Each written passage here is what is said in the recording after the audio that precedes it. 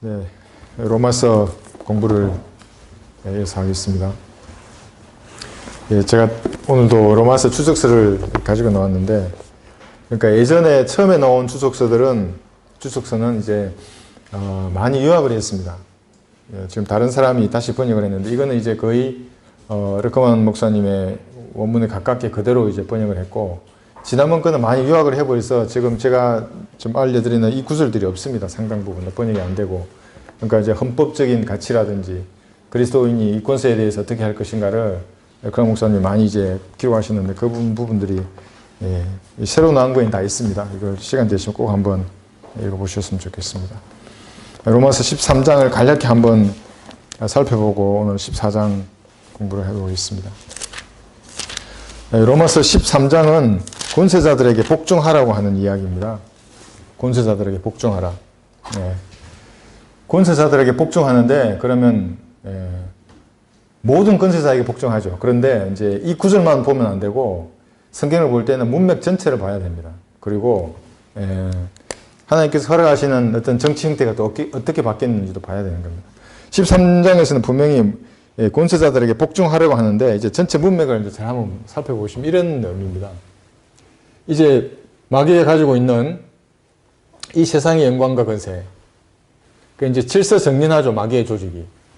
질서정연한 마귀의 조직입니다. 이 세상의 신입니다.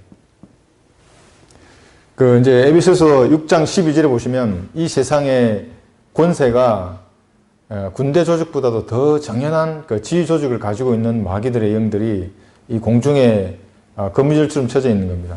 제일 아래에 있는 존재가 뭐냐면 정사들과 그러죠. 에베소서 6장 12절에 보시면 정사들과 그다음에 권세들과 이 세상 어두움의 주권자들과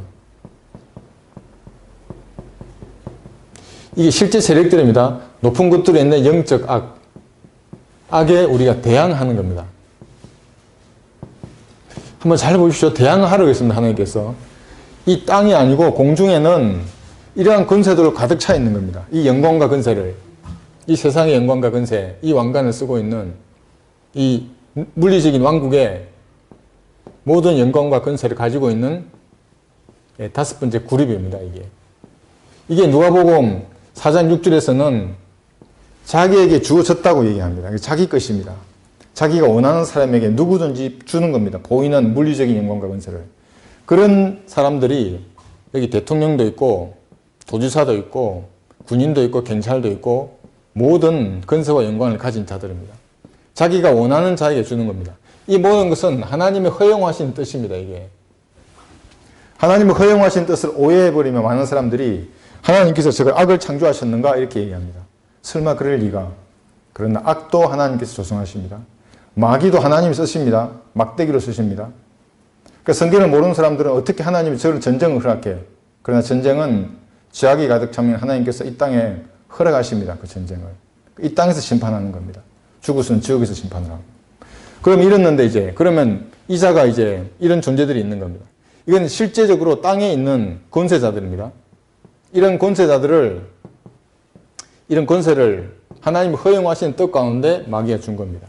이런 공중에 이런 권세들은 우리가 대항을 해야 되고 그럼 여기에 있는 이 존재들을 어떻게 해야 할 것인가 이겁니다. 권세자들. 그래서 르커만 목사님의 주석서를 같이 좀 보라고 하는 게 거기에 있습니다. 여기 13장 주석서 보시면 답이 명확합니다. 뭐라고 말씀하시냐면 이들은 이 권세자들은 하나님의 일꾼입니다. 하나님의 일꾼. 헛되이 칼을 가지고 있지 않은 겁니다. 우리가 악을 행하면 범죄를 행하면 이들이 하나님의 대신해서 집행하는 겁니다. 다른 사람을 살인하면 어떻게 되겠습니까? 피로서 피를 갚아야 합니다. 이들은 공연히 칼을 가지고 있지 않습니다. 그래서 이 사람들은 악에 대해서 두려움을 주는 겁니다. 우리가 악을 행하려고 하면 이 권세자들, 경찰들이, 행정부가, 감옥이 우리에게 두려움을 주는 겁니다. 사형제도가. 악에 대해서 두려움을 주는 하나님의 일꾼들입니다. 그렇기 때문에 복종하라고 하는 겁니다. 그래서 우리가 4대 의무에 복종하지 않습니까? 국방의 의무, 납세의 의무, 교육의 의무, 참정하는 의무, 여러 가지 그 외에도 기타 등등. 그리스도인들은 다 의무를 수행합니다. 왜냐하면 세금도 냅니다. 카이사의 것은 카이사에게 주려고 한 게 뭐냐면 세금을 줘서 하나님의 일꾼으로서 일을 똑바로 하라고 주는 겁니다. 우리 세금을. 그런데 천국에 가면 어떻게 됩니까? 이 땅 왕국이 이루어지면 내 자녀들은 면세니라 예수님 그렇게 말씀하십니다. 그때는 우리 세금 주지 않습니다. 지금은 이 세상 신이 장악하는 나라입니다. 그래서 이 돈이 누구의 것입니까? 누구의 행상이 있느냐? 카이사의 것은 카이사에게 주라 하는 겁니다. 세금을 주는 겁니다. 하나님의 일꾼으로서 일을 하라고. 이제 그런데 이 사람의 생각이 외연이 왜 안 커지냐면 이런 겁니다. 이것만 좀 고착해버리면 모릅니다. 한번 여러분 생각해 보십시오. 이런, 이제 이 세상의 신이 여기 있는데, 자, 여기 있습니다, 이게. 지금하고 다른 게 뭐냐면, 네로가 있습니다, 네로 황제가 있던. 예, 이게 네로이든지 대통령이든지 권세자가 있습니다. 다른 게 있습니다. 이게 뭐냐 하면, 우리가 헌법이라고 하는 이 가치, 이 법률이 예전에는 보십시오. 이 네로를 통해서 이 권세자들에게 바로 시행을 했습니다. 그러니까 이 세상 신 아래 바로 네로가 있고 사도 바울 때 어떤 법률이나 헌법이 중간에 없습니다. 바로 이렇게 되죠. 이렇게. 그래서 복종했습니다. 네로에게. 어떻게 한 거였느냐. 이제 목숨으로 목을 내놓고 한 거였습니다. 그래서 사도 바울도 목배임을 당한 겁니다. 지금은 어떻게 됐습니까? 그러니까 이렇게 된 거죠. 헌법이나 법률이라고 하는 이것이 그때는 여기에 있던 겁니다. 네로 아래에. 하나의 수단입니다. 네로도 많은 통치자들이 있었겠죠. 자기 밑에 아래에. 예. 이 아래에 있었던 겁니다. 이렇게. 이게 왕정이라고 하는 정치 제도입니다. 그러나 시간은 바뀌지 않습니까? 역사가 흘러왔듯이 예수님께서 지금은 이제 나중에 우리가 내경점에 대해서 잠깐 배울 텐데 지금은 이제 아침이 올 때 필라델피아 교회 시대가 끝나고 라오디게아 교회 시대는 인권, 사랑이 충만한 시대입니다. 여기는. 물론 이제 그게 반성경적이지만 그때는 어떻게 되냐면 이 헌법과 법률을 여기 위에 두는 겁니다. 이렇게. 이게 권세입니다. 이게. 하나님 허용하시는 뜻 안에서. 다릅니다. 그러니까. 예전에는 여기 있었죠. 모든 헌법과 법률이. 네로의 말로 모든 걸 다 좌지우지했던 때입니다. 물론 자기들 나름대로 선문화된 법률도 있고 인장을 찍어서 그걸 시행하기도 했지만 모든 것은 왕의 말에 의해서 결정이 되었던 때입니다. 지금은 다릅니다. 여기에 헌법이 있는 겁니다. 이게 최고의 권세입니다. 우리나라에서 최고의 권세 뭐냐고 이렇게 얘기해요. 대통령 아닙니다, 여러분. 대통령은 행정부의 수장일 뿐입니다. 입법, 사법, 행정이지 않습니까? 사법부의 수장이 있습니다. 예. 입법부의 수장이 있고 사법부의 수장, 행정부의 수장. 그래서 이 정권이 이 세계 행정으로부터 사법, 검찰총장도 장악하려고 그러고 국회는 이미 장악이 되었고 세계가 장악이 되면 이제 권력은 이 서로 견제하는 기능이 없어져 버립니다. 독재가 시작이 되는 겁니다. 다 장악을 하려는 겁니다.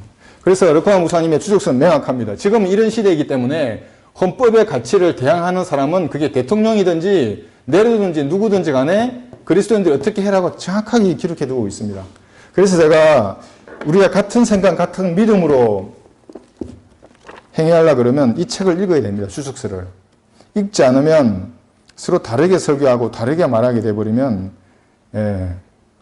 같은 길을 가기가 어려운 것입니다. 여기 제가 다시 읽겠습니다. 지난주에 그랬던 거. 이게 355쪽입니다. 이게 아마 오늘 방송 들으시는 분들 이렇게만 추적서로 로마서 보시면 355쪽에 나와 있습니다. 미국이라는 말만 빼고 제가 읽겠습니다. 그러면 우리나라도 가능하니까. 가령 대통령이 헌법에 위배되는 시행령을 만들고 국가 권력을 부당하게 행사한다고 할 때 시민들은 이러한 대통령에게 굴복해야 하는가? 아니면 헌법에 복종해야 하는가? 대답은 간단하지 않는가? 대통령 자신이 헌법이라는 권세에 복종하지 않는다면 국민은 그를 정당한 권세자로 간주해 줄 수가 없다. 따라서 헌법에 불복하는 대통령에게는 일반적인 권세자의 대에 복종해 주는 것과 같은 복종의 의무를 질 필요가 없다라고 얘기하고 있습니다. 미국의 최고 권세는 이게 한국도 마찬가지입니다. 헌법이지 대통령이 아니다. 너무나 명확하게 얘기하고 있는 것입니다. 그래서 그리스도인들, 우리가 존경하는 목사님들 다 정치에 대해서 비판하시는 것입니다. 그렇게 냉혹하리만큼 르코아 목사님 책 한번 읽어보십시오. 너무나 아주 비판적으로 말씀하십니다. 그 권세 잡은 자들에게. 이성호 목사님이나 김경환 목사님 설교 한번 들어보십시오. 처음부터 비판하는 겁니다. 5.18이나 세월호 이런 거 왜 비판하는 줄 아십니까? 지난 설교 시간에 잠깐 말씀하셨지만 국민들이 무죄한 자의 피를 환호하면 어떻게 되겠습니까? 무죄한 자의 피. 세월호에 어떻게 적었습니까? 대통령이, 지금 대통령은 미안하다, 고맙다. 네, 미안하다는 이해됩니다. 그래. 내가 정치를 하는 정치가로서 너희들을 구해주지 못해서 미안하다. 그래 조금 어느 정도 제가 수긍이 갑니다. 고맙다가 뭡니까? 고맙다가 18살의 아이들 그렇게 수백 명이 죽었는데 무엇이 고마운 것입니까? 예. 정권을 잡게 해줘서 고마운 겁니까? 무죄한 피해에 대해서 이런 표현을 하는 대통령이 있다 그러면 근데 그걸 환호합니다. 국민들이 성경대로 무죄한 자의 피는 국민들에게 돌아오는 겁니다. 그래서 이 목사님들마다 계속 이렇게 강조하시는 겁니다. 그런 정치를 하는 분들은 그건 비성경적이다. 반성경적이다. 뭐 세월호나 5.18뿐만 아닙니다. 망한다고 계속 경고하시는 겁니다. 그런 정치하는 자들에 대해서 경고하지 않으면 망할 것이다 하고 계속 강조하는 겁니다.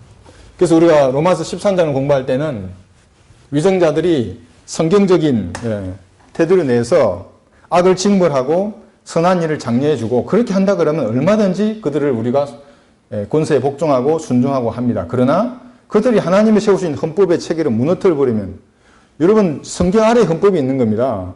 하나님이 세우신 겁니다. 그 헌법을 최종 권위로 이 세상에서는 그게 하나님 인정한 권위입니다. 대통령의 권위가 얼마나 간다고 자꾸 누군가는 대통령의 권위 얘기하는데 그 대통령은 선출직입니다, 여러분. 자, 그런 걸 우리가 로마서 13장에 대해서는 이 정도로 이렇게, 이제 해서 권세자들을 잘 판단해야 합니다. 그래서 목사님들이 계속 그런 정치적인 판단을 하시는 말씀들을 매 성경 공부 시간이나, 설교 시간에 말씀하시는 것입니다. 자, 오늘은 이어서 조금 진도를 나가겠습니다. 13장 여기 5절 보시면, 로마서 13장 5절입니다. 보시면 그러므로 너희가 반드시 복종해야 하나니 진노 때문만이 아니라 양심 때문이기도 하니라. 복종해야 합니다. 권세자들에게. 예. 아까도 말씀드린 그런 권세자들에게. 이제 좀 이따가 나오지만은 자, 복종하는데 우리에게 양심이 있습니다. 이렇게 두 가지 사람이 있습니다. 양심의 벽. 첫 번째 유형의 사람이 있으면 이렇게 공격합니다. 이렇게. 그 다음에 이제 이 법률에 대한 두려움이 있는 겁니다. 이게 세상 사람들이 가지고 있는 죄를 짓고 싶은 욕망이 들어오면 첫 번째 양심이 커버하는데 요걸 깨고 들어가면 법률에 대한 두려움이 있는 겁니다. 이제. 그래서 우리가 아까 권세자들에게 복종하는 겁니다. 여기에 막히면 죄를 짓지 않죠. 근데 요거 넘어가면 범죄하게 됩니다. 그러나 성경들을 믿는 사람들은 뭐가 하나 더 추가되냐면 이 양심 자체도 선한 양심이 됩니다. 이제 이렇게 두꺼워집니다. 양심이. 이거 양심 파고들기 어렵습니다. 죄를 짓고자 하는 욕망 자체가. 쓰레기 하나 버리기 쉽지 않습니다. 하나님 앞에 1대1로 다갔으면 어떤 죄에 대해서 떠오릅니다. 그런 게. 그냥 내 가만 있지 못합니다. 어떤 남들에게 거짓말을 했다거나, 말을 실수하거나 그러면 계속 그 점에 대해서 말씀해 주시는 겁니다. 양심 자체가 2개 이상의 촘촘해집니다. 이렇게. 죄를 막아주는 겁니다. 그 다음에 요거 뚫고 들어오면 바로 법률이 아니고 우리에게는 하나 더 있습니다. 이게 이 벽이 뭐냐 하면 여기에 부딪힙니다. 이 벽은 하나님의 징계에 대한 두려움입니다. 징계에 대한 두려움. 제가 처음에 예수님 영접하고 나서 이제 세상과 단절하고 그리스도인다운 삶을 사는데 든 생각이 그겁니다. 이제 또다시 죄를 지으면 하나님께서 징계하실 텐데 그 징계에 대한 두려움이 있는 겁니다. 그 죄를 지고 싶어도 내 양심을 뚫고 제가 들어와도 들어올 수 있습니다. 얼마든지. 그 다음엔 이 징계에 대한 두려움이 있는 겁니다. 이거 뚫으면 이제 법률에 대한 두려움이 있습니다. 법의 심판을 받을 텐데 내가 죄를 지으면 이렇게 해서는. 물론 그 정도 되지 않는 죄들은 짓겠죠. 여기서 그냥 바로 짓겠죠. 요거 징계, 하나님의 징계에 대한 두려움만 뚫고 나면. 근데 가장 무서운 징계는 하나님이 내버려 두시는 겁니다. 내버려 두시는 거. 그러면 결코 고침을 받지 못합니다. 그 상태 그대로 이제 시간이 지나고 가는 겁니다. 계속해서. 그래서 우리가 다른 사람을 위해서 기도할 때 첫 번째 기도점이 그거여야 됩니다. 내버려 두지 마시라고 하나님께서 간섭해 달라고. 그 사람의 영적인 성장을 위해서 주님께서 말씀해 주십시오. 삶을 인도해 주십시오. 기도하시는 겁니다. 그렇게 하면 하나님께서 내버려 두지 않으시는 겁니다. 그래서 이렇게 다릅니다.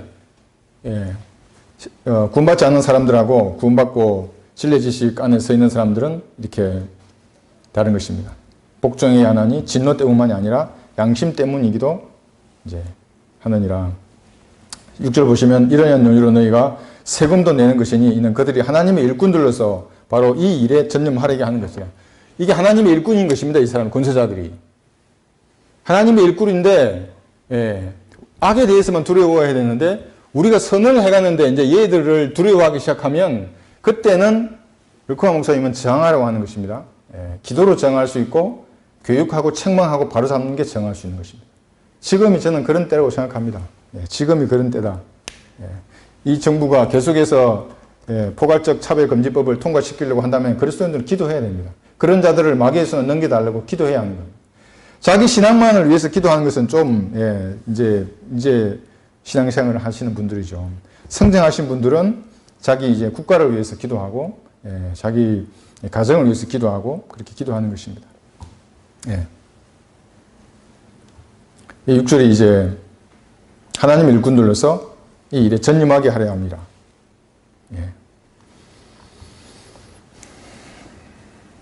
7절 보시면 그러므로 모든 사람에게 의무를 다하되 국세를 낼 자에게 국세를 내고 관세를 낼 자에게 관세를 내며 두려워할 자를 두려워하고 존경할 자를 존경하라. 여기 보시면 이제 이분들이 하나님의 일꾼들로서 일을 해야 되는데 일을 하지 않으면 어떻게 되겠습니까? 선한 일에 대해서 오히려 두렵다면 복음을 전하는데 종교의 자유가 보장되어 있죠, 헌법에.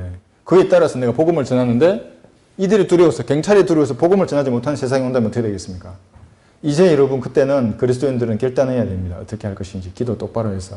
물론 이제 지혜롭게 해야 되겠죠. 뭐 그들의 쳐놓은 뜻에 들어가진 않지만은 지금 이 말입니다. 그러니까 우리가 하나님의 일꾼들로서 그들을 두려워할 때 국세를 낼 자에게 세금을 내라는 겁니다. 내면 안 되는 자에게 내지 말고 관세를 낼 자에게 내고 두려워할 자를 두려워하는 겁니다. 당연히 악을 행할 때 이 사람들이 두려워해야겠죠. 우리가 두려워해야 할 자죠. 그런데 그게 아니면 이상한 애들이 되어버리면 이 애들이 변질되어버리면 그건 두려워할 자가 아닙니다. 그 애들은 그렇게 될 것입니다. 물론 존경할 자를 존경하라 이렇게 하는 겁니다. 멍청하게 아무나 존경하거나 어떤 근세든 아무나 이렇게 두려워하고 그렇게 해서는 안 되는 것입니다. 만약에 적그리스도 오면 어떻게 하겠습니까? 적그리스도라면 세금을 내야 되겠습니까? 대환란 당연히 안 내야 되겠죠. 낼 필요가 없다고 말씀하고 있습니다. 여기에서도. 그럼 예수회에 소속된 자가 대통령이면 어떻게 되겠습니까? 예수회에 소속되어 있는 자가 대통령이면 적그리스도를 만드는 자가 대통령이면 어떻게 되겠습니까? 아직은 드러난 것은 없지만 여러 가지 것들이 보이고 있습니다. 그러니까 보는 겁니다. 지금은 다 세금 냅니다. 물론. 그러나 그들이 이제 교회를 이제 압박하기 시작하고 어떻게 앞으로 전개될지 모릅니다. 상황이. 우리가 휴거되면 이 세상하고 끝나지만 그렇지 않을 경우에는 우리가 지혜롭게 이것들을 대항해야 하는 것입니다. 존경할 자를 존경하라 이렇게 말씀하십니다. 여기 8절 보시면 서로 사랑하는 것 외에는 아무에게도 어떤 빚도 지지 말라고 말씀하십니다. 사랑, 참 지금은 사랑의 시대입니다. 여기 요한일서 4장 한번 보겠습니다. 요한일서 4장 20절 보시면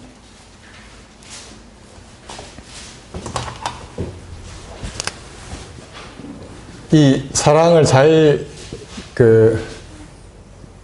좀 이해해야 합니다. 사랑이 모든 것을 포용하고 무조건 사랑하고 안아주고 그런 개념이 아닙니다. 성경에서 말할 때 사랑은. 여기 4장 20절 보시면 어떤 사람이 나는 하나님을 사랑하노라 하면서 자기 형제를 미워하면 그는 거짓말쟁이라.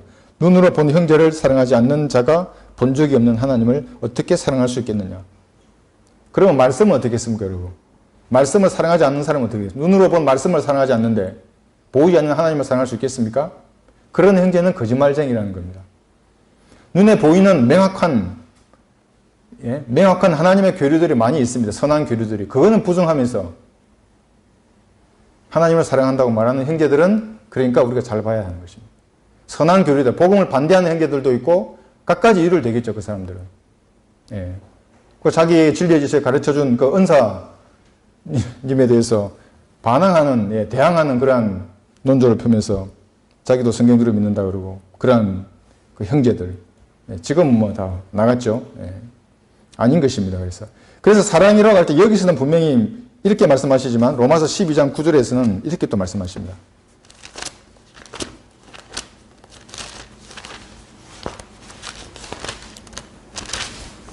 눈에 보이는 형제를 당연히 사랑해야 합니다. 그런데 12장 9절에서는 또 이렇게 말씀하십니다. 사랑에 거짓이 없게 하라. 악을 증오하고 선과 인합하라. 이게 성경적인 사랑인 겁니다. 악을 증오하고 선과 인합하는 겁니다. 그러니까 지금 요한일서 4장 20절하고 로마서 12장 9절을 말씀하고 우리가 이걸 서로 같이 본다면 사랑이라는 것은 진리 안에서 사랑을 말할 때에만 사랑인 것입니다. 말씀의 이 테두리 내에서 그것이 사랑입니다. 그런 것을 만약에 벗어나면 그 사랑을 가장한 겁니다. 그거는 사랑을 가장한 것들. 그래서 항상 마귀의 자식들은 사랑을 먼저 얘기합니다. 인권을 먼저 얘기하고 평화를 얘기하고 민주를 얘기하는 겁니다. 인간은 무조건 연합하자, 사랑하자 이런 걸 원합니다.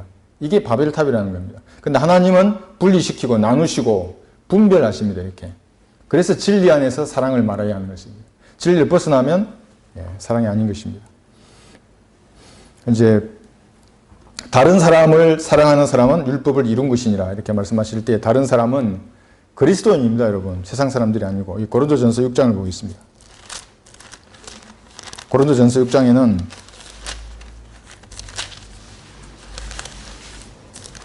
우리의 사랑의 대상이 누구인지 좀 알 수 있는 구절이 나옵니다. 6장 14절 보시면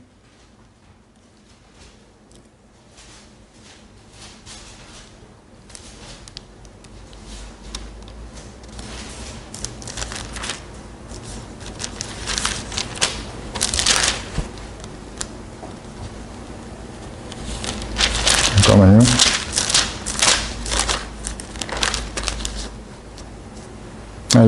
고린도 후서를 보십시오.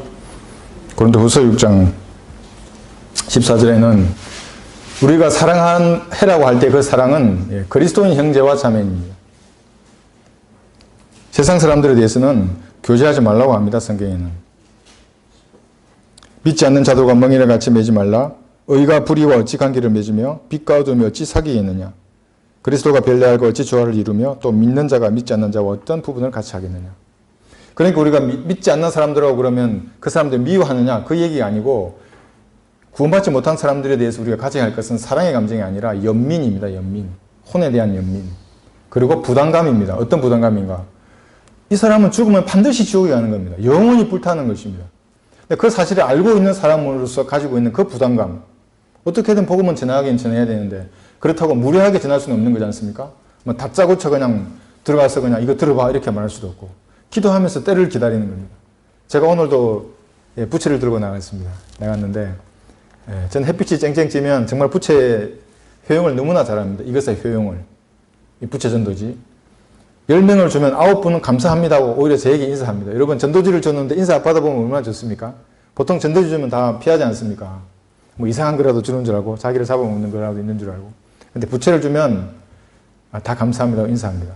그래서 이제 학생들에게는 이리 와봐. 내가 이거 더운데 부채 붙이면서 이거 가져가라. 어르신들한테는 어르신 날씨 참 덥습니다. 예, 부채 사용하십시오. 그러면 아유 고마워요. 다 이렇게 인사합니다.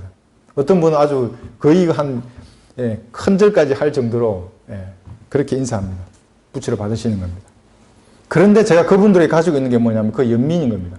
다 지옥에 가실 분들인데 불과 염주를 차고 있는 분도 부채 주면 고맙다고 얘기합니다. 왜냐하면 더운데 햇빛을 뭐라도 가려야 되는데 그 주면 얼마나 좋겠습니까? 사랑의 감정이 아니고 그 연민이고 지옥에 가는 사람이니까 제가 가지고 있는 그 부담감입니다. 제가 너무나 많은 빚을 지고 있습니다. 그 사람들에게. 복음도 알고 진리의 지식을 알고 있는 그 부담감, 그 연민으로 그들에게 하는 겁니다. 사랑의 감정은 우리 형제 자매들, 진리 안에 있는 형제 자매들을 이렇게 사랑하는 것이라고 말씀하고 있습니다. 다시 13장 보겠습니다. 이제 조금 이슈가 되는 구절이 여기 나옵니다. 물론 이제 뭐 성경은 명확하게 말씀하시지만 여기 13장 9절하고 10절 보시면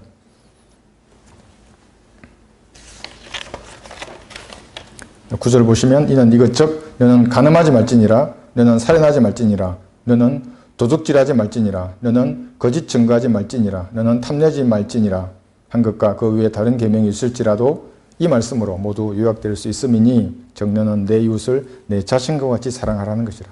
내 이웃이 그리스도인입니다. 그런데 이제 여기서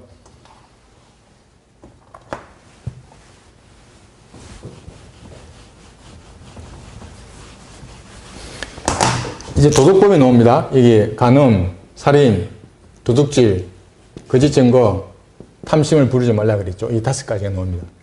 이 문맥을 보십시오. 안식교인들은 여기서 다 지옥에 갑니다. 안식교인들은. 왜냐하면 이것 외에 다른 것이 있더라도 그게 예를 들면 안식일을 지키라는 것일지라도 물은 아닙니다. 없죠. 간음하지 말라, 살인하지 말라, 도둑질하지 말라, 거짓 증거하지 말라, 탐심 부르지 말라고 한 것이 이것 외에 다른 것이 있더라도 다른 도덕법이 있더라도 물은 없지만 사랑하라는 거에 다 하나로 요약이 되는 겁니다. 사랑. 안식교인들 쓸데가 없는 겁니다. 이 구절에서. 그 사람들은 구원받는 사람들은 자동으로 안식일을 지키려고 한답니다. 그래서 안식일 지키는 것과 안 지키는 것이 구원받은 표입니다. 그 사람들이. 우리는 이 주일날 예배 드리는 것은 적그리스도 표를 받은 사람들이고 안식일 지키면 구원받은 사람들이고 아닙니다. 성경에 수많은 구절에서 아니라고 하지만 이 구절에서도 정확하게 아니라고 말하고 있는 것입니다. 그런데 이제 그 다음 장이에요. 13장 10절 보십시오. 이 구절이 로마 가톨릭 교도가 제일 좋아하는 구절입니다. 로마 가톨릭 사랑이라는 구절 한번 보십시오. 이게 얼마나 이 구절을 악용하고 오용하는지. 잘 성경을 모르는 개신 교도들이 이 구절을 얼마나 많이 쓰는지 한번 보십시오. 사랑은 자기 이웃에게 악을 행치 아니하느니라. 그러므로 사랑은 율법의 완성이니라. 율법의 완성. 율법은 악을 행치 않는 겁니다. 율법은 이웃에게 악을 행치 않습니다. 이게 사랑의 완성입니다. 두 가지 길이 있는 겁니다. 하나는 율법이 완성으로 가는 두 가지 길. 하나는 뭐냐면 사랑하면 됩니다. 이 구절 그대로 문자적으로 받아들여서 자기 열심히 사랑하면 모든 인간들을, 모든 사람들을 하나님의 기준으로 사랑하면 율법을 완성할 수 있습니다. 그러면 십자가에 피 없어도 구원받을 수 있습니다. 근데 여러분 그럴 수 있습니까? 모든 인간을 하나님의 기준으로 사랑할 수 있습니까? 없습니다. 그럴 수 있는 사람은 아무도 없습니다.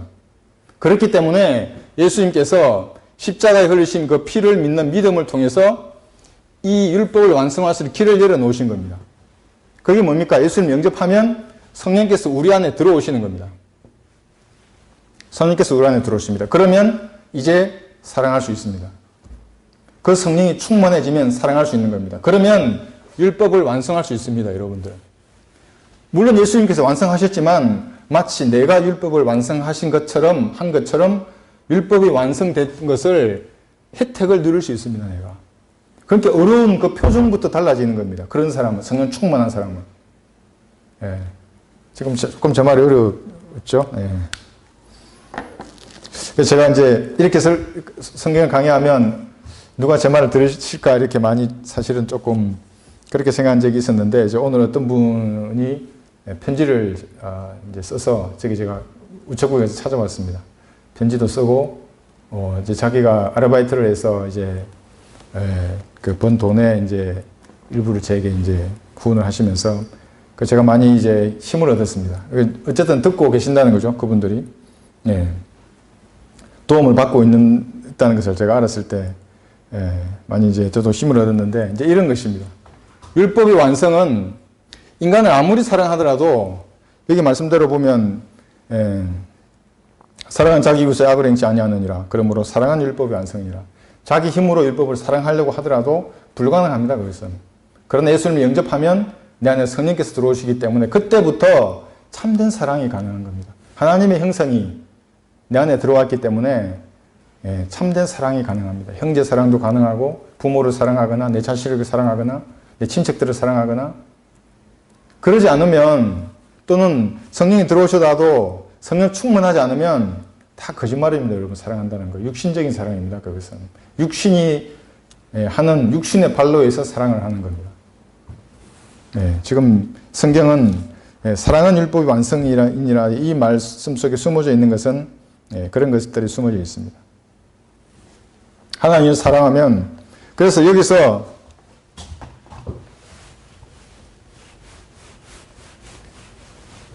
사랑 얘기가 나오니까 하나님의 사랑을 만나지 못한 사람은 평생 참된 사랑이 뭔지 모르고 살아가는 사람들입니다. 사랑이 뭐냐면 사랑 얘기. 참된 사랑을 위해서는 하나님 사랑, 성경에 하나님께서 내 마음을 다하고 혼을 다하고 뜻을 다하고 생각을 다하여 주 너의 하나님을 사랑하라 그랬죠. 그게 되지 않는 모든 사랑 있죠. 이게 되지 않는, 하나님을 사랑하는 사랑이 되지 않는 모든 무슨 형제 사랑, 전부 거짓입니다, 여러분. 마귀적인 사랑입니다, 그것은. 하나님을 사랑했을 때 내 안에 사랑이 충만해집니다, 그게. 그 발로에서 형제를 사랑하는 겁니다, 이렇게.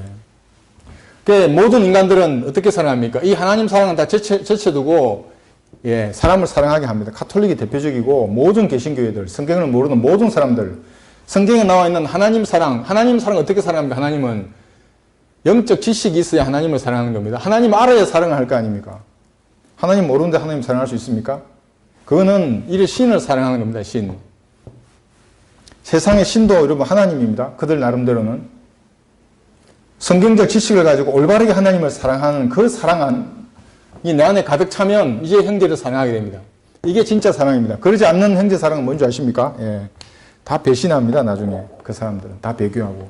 시간이 지나면, 예, 잔이 차면, 예, 다 넘치는 겁니다. 예. 눈에 보이는 말씀 공부는 싫어하는데, 예, 보이지 않는 하나님을 사랑한다? 이것도 거짓말입니다. 예, 제가 해봐서 압니다, 여러분. 제가 해봐서. 말씀을 보기 싫은데 하나님을 사랑한다? 거짓말이고, 그런 상태에서 형제를 사랑한다? 그것도 거짓입니다. 자기를 유익을 위한 사랑입니다, 그런 게. 그럼 자기 유익이 차단되면 사랑하지 않는 겁니다, 이제. 제가 많이 봐왔습니다, 그런 사람들. 유익이 있는 듯해서 다가왔는데, 이제 자기 유익이 전혀 없는 겁니다. 자기를 알아주지도 않고, 자기에게 권위도 두지 않고, 자기가 중요한 듯이 이렇게 맨날 이렇게 떠받들어 줘야 되는데, 그러지 않으니까 다 가버리는 겁니다. 그게 하나님을 사랑하는 그 반로에서 나온 일인지, 아니면 인간적인 사랑인지, 예, 확인할 수 있는 척도가 되는 것입니다. 11절 보시면, 13장 11절. 뿐만 아니라 우리가 그때를 아노니 지금은 바로 잠에서 깨어나야 할 시간이로다. 이는 지금이 우리가 믿었던 때보다 우리의 구원이 더 가까워졌습니다. 여기 때하고 시간이 나옵니다. 때하고 시간.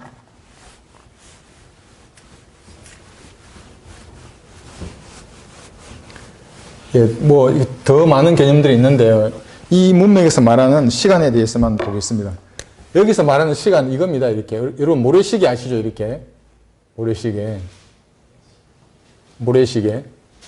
이 모래시계가 이제 이렇게 되어 있죠. 이렇게. 그래서 이제 그 시간 그러면 위에 있는 시간. 예, 위에 있는 시간. 이게 하이 타임이라 하죠. 위에 있는 시간. 이게 모래가 이 구멍으로 빠지죠. 이렇게. 그리고 아래 오면 이렇게 쌓이는 겁니다. 이렇게. 지금 여기서 말하는 시간은 뭐냐면, 예. 잠에서 깨어나야 할 시간이로다 할 때 시간, 이 하이 타임을 말하는 겁니다. 여기 있는 시간. 이게 다 떨어지면, 여기서 다 시간이 빠지면 어떻게 되냐면 새로운 세상이 됩니다. 이제 주의 날로 시작되는 대환란과 예수님의 재림으로부터 새로운, 예, 하나님의 경륜이 이제 시작되는 겁니다. 지금은 그 시간이다, 여기에. 점점 빠지고 있습니다, 이게. 말하는 시간, 이 시간인 겁니다. 예. 깨어나야 할 시간이로다. 여기 이제 13장, 여기 12절하고도 같이 이제 나오는데, 밤이 많이 지났고 낮이 가까웠느니라. 그러므로 어두움의 행위를 벗어버리고 빛의 갑옷을 입자. 예, 빛의 갑옷을 입어야 합니다. 그런데 낮과 관련해서 또 성경에 참고 구절이 마가복음 13장에 이런 말씀이 있습니다. 마가복음 13장 35절 한번 보겠습니다.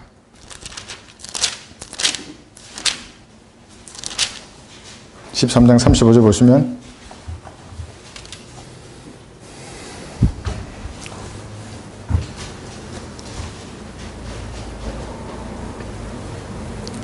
그러므로 깨어있으라. 그 집주인이 언제 올는지, 저녁일는지 밤중일는지, 다굴 때이든지 아니면 아침일는지 너희가 모르기 때문이라. 예수님 오시는 것에 대해서 말씀하십니다.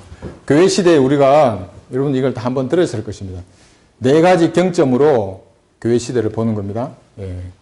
시작, 처음에 이제 초대교회 때로부터 예수님이 다시 오시는, 예, 그 시간입니다, 여기가. 4개의 경점으로 보지 않습니까? 그러면 여기가 이제 가장 캄캄한 밤 12시이고, 여기에 3시입니다, 여기가. 여기에 밤 9시입니다, 21시. 시간이 이렇게 흐르는 거죠, 이렇게. 이렇게 흐르는데 4경점입니다, 이렇게. 여기. 하나, 둘, 셋, 4경점. 여기 지금 나와 있는 이것이 저녁일는지, 여기 저녁일는지, 밤중일는지, 예. 그 다음에 뭡니까? 딱 울 때이든지 아침이든지. 딱 울 때이든지 아침이든지. 이게 AD 500년까지입니다. 이 기간이. AD 500년까지. 예수님께서 오신 때부터. 이 기간을 우리가 에베소, 스무나, 퍼가모 교회 시대라고 합니다. 뭐 다음 기회에 하겠습니다. 에베소 교회, 스무나 교회, 퍼가모 교회 시대의 특징들이 AD 500년까지 이렇게 나타났던 겁니다. 예, 이게 첫 번째 경점이고, 두 번째 경점은 AD 1000년. 이게 가장 밤이 깊을 때죠. 이게 두아티라 교회, 두아티라. 두아티라 교회는 이제 그 고통의 향기 이렇게 말씀을 하죠. 이제 숱하게 많은 사람들이 죽습니다. 그 다음에 사대교회, 이제 붉은 자. 많이 이제 수많은 순교자들이 생겼던 시기였죠. 그 다음에 이제 이 시기가 AD 1500년 이후 필라델피아 교회 시대하고 지금 라오디케아 교회 시대. 이렇게 이제 일곱 교회사를 나누어 볼 때 네 가지 경점으로 이렇게 나눕니다. 예, 밤중이든지, 다굴 때이든지, 아침이든지. 예, 지금 어디에 있습니까? 지금은 이 시기입니다, 여기. 예. 이것이 어디냐면 이거하고 같습니다, 이게. 여기 하이타임에 있는 이 시간들이 다 땅으로 쏟아지면 어떻게 되겠습니까? 이렇게 이제. 다 쏟아지면. 여기에 가득 차면. 그게 여기입니다, 여기. 이 시대. 그러니까 시간으로 볼 때 거의 근접했습니다. 주님께서 마지막 휴거가 시작되는 그 시기가 점점 가까워 오고 있는 것입니다. 그래서 여기서 지금 말씀하시는 13장 13절에서 말씀하시는 12절에서 말씀하시는 밤이 많이 지났고 낮이 가까웠느니라. 그러므로 어둠의 행위를 벗어버리고 빛의 갑옷을 입었다. 밤이 많이 지난 겁니다. 지금 벌써 초대교회 때부터 AD 1500년 필라델피아 교회 신하고 라오디게아 시대의 거의 말에 있는 겁니다. 이 시간이 이제 얼마 남지 않았습니다. 끝나면 주님께서 다시 오시는 것입니다. 여기 13절 보시면 그래서 낮에와 같이 단정히 행하고 흥청거리지나 술 취하지 말며 엄란하거나 방탕하지 말며 다투거나 시기하지 말고 오직 주 예수 그리스도로 옷 입고 정욕을 채우려고 육신을 위해 계획하지 말라고 합니다. 여기서 흥청거리다가 폭력이나 소요 사태를 말하는 겁니다. 뜻이. 그러니까 그리스도인들은 폭력적인 데모에 가담하지 않는 것입니다. 예. 어떤 사람은 제가 이제 뭐 저항 얘기를 하고 정치적인 걸 판단하고 청문한다 그러니까 데모하러 가야 되지 않느냐 그러는데 그렇지 않습니다. 예. 여기 흥청거리지 말라고 성경에서 말하는 것입니다. 술 먹고 비틀거리는 얘기 아닙니다. 이게 폭력적인 소요에는 그리스도인들이 가지 않는 것입니다. 그런 육신적인 것에는 그리스도인들하고 어울리지 않습니다. 기도함으로써 더 많은 것들을 이루어낼 수 있습니다. 어떤 사람의 이름을 하나님의 존중 앞에 아뢰면 어떻게 되겠습니까, 여러분? 그 자신 있는 그리스도인은 그렇게 외치는 겁니다. 하나님 앞에. 화염병 1000개, 10,000개보다 더 큰 위력을 발휘하는 것입니다. 그런 것들이. 성경들을 믿는 사람만 그렇게 하는 것입니다. 그 다음 14절 보시면 제 가운데서 행하지 않으려고 노력할 때 이제 이 구절을 많이 우리가 인용하고 있습니다. 주 예수 그리스도로 옷 입고 정욕을 채우려고 육신을 위해 계획하지 말라. 미리 준비하지 말라는 것이죠. 로마서 펴졌으니까 6장도 한번 보겠습니다. 6장 11절을 보시면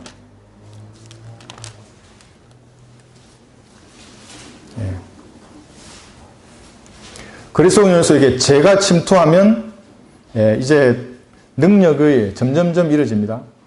삼손은 단칼에 눈이 뽑혔지만 그리스도인들은 점점 빠집니다. 힘이. 영적인 능력이 점점 없어집니다. 그걸 채우려고 육신의 발로에서 계속 뭔가 나오게 되면 더 이렇게 갈등이 일어나는 겁니다. 이와 같이 너희도 너희 자신을 정녕 저에게는 죽은 자요 예수 그리스도 우리 주로 말미암아 하나님께는 산자로 여기라. 이렇게 여겨야 하는 것입니다. 이 구절하고 조금 전에 읽은 여기 로마서 13장 14절하고 어제 주 예수 그리스도로 옷 입고 정욕을 채우려고 육신을 위해 계획하지 말라. 이것이 죄와 싸우는 그리스도인들은 늘 기억해야 하는 말씀 중에 하나입니다. 조금만 더 보겠습니다. 여기 14장 보시면 믿음이 약한 자를 너희가 받아들이되 의심스러운 쟁점을 피하라. 의심스러운 쟁점을 피하라 이랬죠. 왜냐하면 이게 논쟁만 됩니다. 어떤 사람들이 이제 영적인 지식을 이해하지 못하는 수준인데 이런 질긴 고기에 대해서 먼저 대화를 시작하면 상대방이 싫어할 뿐만 아니라 전혀 이해하지 못합니다. 논쟁이 되거나 다툼이 됩니다. 그럴 경우에는 이제 몇 가지 질문만 해보면 됩니다. 질문을 던지는 겁니다. 그리고 그 사람이 궁금해하면 이제 답을 얘기해 주는 식으로 대화를 풀어나가는 겁니다. 그러지 않으면 이제 그냥 일반적인 얘기밖에 할 수가 없습니다. 궁금해하는가, 이제 이게, 관건이죠. 그래서 어떤 사람이 이제 자기 이제 친한 사람이 구원 받았는지 안 받았는지 잘 모르겠다고 얘기를 할 때 제가 그런 얘기를 해줬습니다. 부채에 보면 좋은 표현이 있고 그림이 있는데, 십자가 그림, 지옥 그림이 있는데 보여주면서, 아, 예수님이 십자가에서 몇 시간 동안이나 이런 고통을 당하셨을까? 아, 그 고통이 정말 참모할 것 같은데? 이런 식의 질문을 던지는 겁니다. 지옥은 어디에 있는 것이지? 아, 당신 알아요? 지옥은 어디에 있는지? 이렇게 질문을 던져서 사람들을 하여금 궁금증을 유발하는 겁니다. 그리고, 그렇지. 얼마인데? 몇 시간이나 달렸대? 이렇게 이제 질문을 하면 이제 얘기하는 겁니다. 그 답에 대해서. 그래서 이렇게 조금, 지혜롭게 접근할 필요가 있습니다. 믿음이 연약한 자, 논쟁할 필요가 없습니다. 어신스러운 쟁점을 피해야 하는 것입니다. 어떤 사람은 모든 것을 먹을 믿음이 있지만 연약한 사람은 채소만 먹느니라. 먹는 자는 먹지 못하는 자를 업신여기지 말고 또 먹지 못하는 자는 먹는 자를 판단하지 말라. 이는 하나님께서 그를 받으셨습니다. 여기 남의 종 얘기는, 남의 종을 판단하는 너는 누구냐? 그가 서거나 넘어지는 것이 자기 주인에게 있느니라. 실로 그가 서게 되리라. 이는 하나님께서 그를 서게 하실 수 있기 때문이라. 남의 종을 판단하지 말고 주님께 맡게 하는 것입니다. 저에게 질문하신 분이 몇 분 계십니다. 그래서 제가 이런 얘기를 해줬습니다. 우리 성경들을 믿는 그 대열의 목사님들 설교하고 자기 교회 목사의 설교가 다르면 어떻게 해야 되느냐, 이렇게 질문을 하시는 겁니다. 그럼 제가 뭐라고 답변해야 되겠습니까? 기도하라고 하는 거예요. 기도하면 하나님께서 서게 할 수 있는 거예요. 만약에 그런데 그걸 바로 잡으려고 자신이 나서는 순간에 문제가 생기는 겁니다. 이제 갈등이 생기고 마귀가 그것을 이용하는 겁니다. 그러니까 그리스도인들은 모든 것을 기도로 바로 잡을 수 있는 겁니다. 그 다음에 이제 하나님께서 확신을 주시면 그때 내가 행동해도 늦지 않습니다. 그러나 교회에 무슨 문제가 생기거나 자기 마음에 그런 생각이 든다고 해서 바로 행동으로 나서면 이제 영적인 세계에는 이게 이제 언밸런스한 겁니다. 하나님하고. 하나님께서 생각을 다 가지고 계시는 것인데. 그래서 저도 마찬가지입니다. 저도 만약에 그럴 경우에는 기도하고 하나님께 맡기는 것입니다. 왜냐하면 남의 종이기 때문에. 제 종이 아닙니다. 그럼 기도하면 주님께서 해주시는 것입니다. 여기 제가 이거 준비할 때 378쪽에 어떤 분이 그런 얘기를 했습니다. 왜 이성호 목사님은 김정은이나 위정자들 중에 어떤 사람, 대통령도 마찬가지고 사탄의 손에 넘겨달라고 하느냐. 사실 우리가 그 영적인 수준이 다 다르지 않습니까? 사실은 잘 모릅니다. 잘 모르고 나름대로 판단하는 것입니다. 여기 보면 이렇게 되어 있습니다. 여기.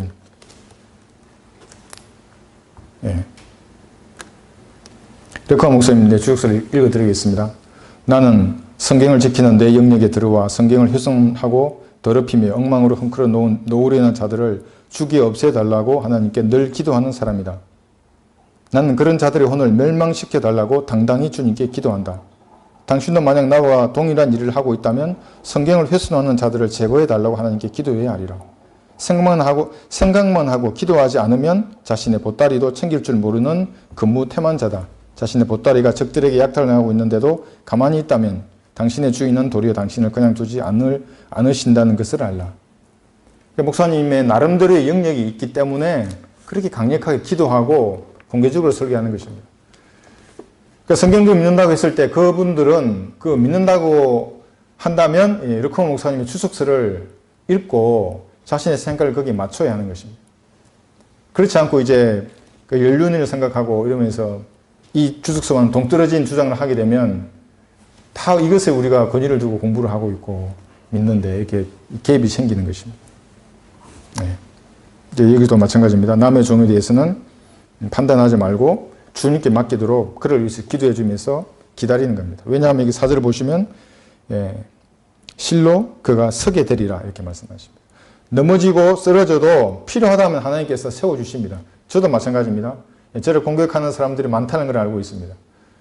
어떤 사람들은 다 자기하고만 친한 줄 아는데 그 친한 사람이 여러분 저하고도 친한 겁니다. 그럼 다 알려줍니다. 저에게. 그렇게 그런 예? 정당하게 저에게 대해서 말을 못하면 뒤에서 그렇게 비방하고 그렇게 하시면 그래서는 형제가 아니죠. 예. 하나님께서 세워주실 겁니다. 비틀거리더라도 하나님께서 지탱하시는 한은 누가 흔들어도 설 수 있는 겁니다. 저뿐만 아니라 여러분도 마찬가지입니다. 예. 그 대신에 이제 하나님께서 가르쳐 주시는 방법대로 그대로 하고 대응을 해야 하는 것입니다. 하나님께서 원하시는 것을 하나님의 방법대로 하는 것입니다. 제가 이제 이걸 또 준비하면서 정강훈 목사님 얘기를 안 할 수 없는데 이것만 하고 마치겠습니다. 정강훈 목사님이 제가 한 가지는 제가 높이 삽니다. 뭐냐면 이 악한 정권에 대해서 용기 있게 대응하는 것입니다. 그 점은 높이 삽니다. 그런데 성경을 아는 그 지식은 정말 제가 말하지 않을 수 없습니다. 너무 모릅니다. 성경을. 뭐 여러 가지 있지만 오늘 제가 본 것 하나만 말씀드리겠습니다. 율법은 여러분 그리스도인에게 율법이 능력을 발휘할 수 있습니까? 없습니까? 그분은 이렇게 말합니다. 율법이 있는 이유는 자기 꼬라지를 알기 위해서 율법이 필요하다. 그럼 성도들은 막 박수 칩니다. 와. 이 율법은 뭐냐면 구원받지 않는 사람들에게 필요한 겁니다. 구원받지 않는 사람들에게 율법을 굳게 세우느니라. 이 말씀의 의미가 뭡니까? 굳게 세웁니다. 율법을. 왜? 정죄하기 위해서 구원받지 않는 사람들을. 율법을 몰라 그러죠? 양심이 있습니다. 이게 그 사람들에게는. 그래서 이것은 구원받지 않는 사람들은 사망에 쏘는 것은 죄라 그랬죠? 사망에 쏘는 것은 죄입니다. 그래서 사람이 죽는 겁니다. 혼은 지옥에 가고. 죄의 능력은 율법인 겁니다. 그런데 만약 이것이 그리스도인에게 그 정광훈 목사님 말대로 꼬라지를 알기 위해서 율법이 우리에게도 필요하다 그러면 우리도 지옥에 갈 수 있습니다. 이 무서운 말이 되는 겁니다. 이게. 이 한 가지 개념을 잘못 잡힌 수많은 사람들이 율법이 아직도